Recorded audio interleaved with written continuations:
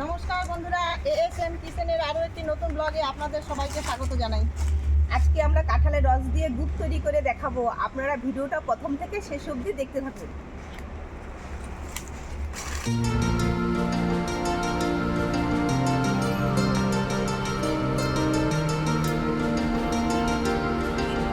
কাঁঠালটাকে আমি এখন ভেঙে নেব, তার জন্য হাতের মধ্যে একটু তেল মেখে নেব।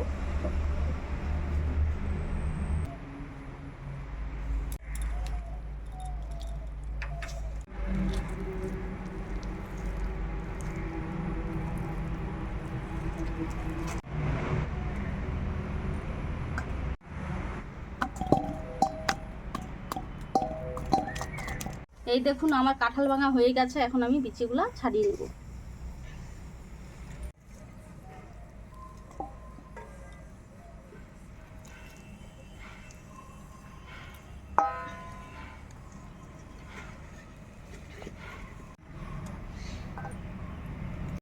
কাঁঠালের বীজ ছড়ানো হয়ে গেছে, এখন আমি এই কাঁঠালের মধ্যে চুন মাখিয়ে নেব।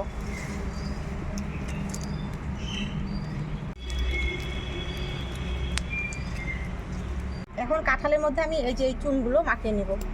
এতটা পরিমাণ চুন দেব।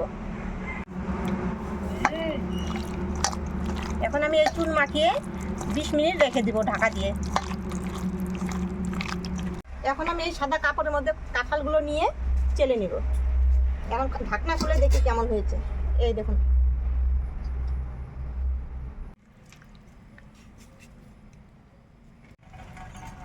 এই দেখুন কি সুন্দর রস। এখন চিপে চিপে আমি সব কাঁঠালগুলোর রস বের করে নেব। আমি এইভাবে সবগুলো কাঁঠাল চেলে নিলাম।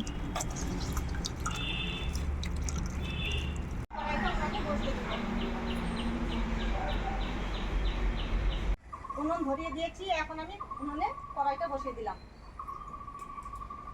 আমি কড়াইতে এই যে রস ঢেলে দিলাম, কাঁঠালের রস। এই গুড়টা বানানোর জন্য উনুনে জাল বেশি জাল দিতে হয়, আগুনটা বেশি লাগে। আগুনে হিট বেশি না হলে দেরি হয়। এখন আমি এই যে চুনগুলো ভেসে ভেসে উঠতেছে, এগুলো ফেলে দেব। এই দেখুন বন্ধুরা, গুড়ের কালার চলে আসছে। আমি সাদা সাদা যে চুনের ভেসে ওঠা এগুলো সব ফেলে দেবো, একটুও রাখবো না। গুড় হয়ে আসছে, আমি এখন ঘন ঘন নেড়ে নেব।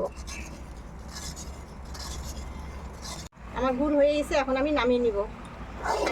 এই দেখুন,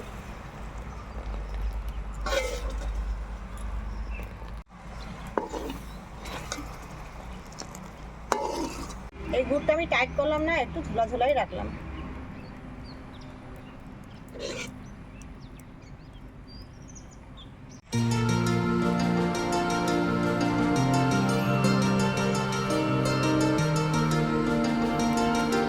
এই গুড়টা আপনারা অনেকদিন ঘরে রেখে যেতে পারবেন।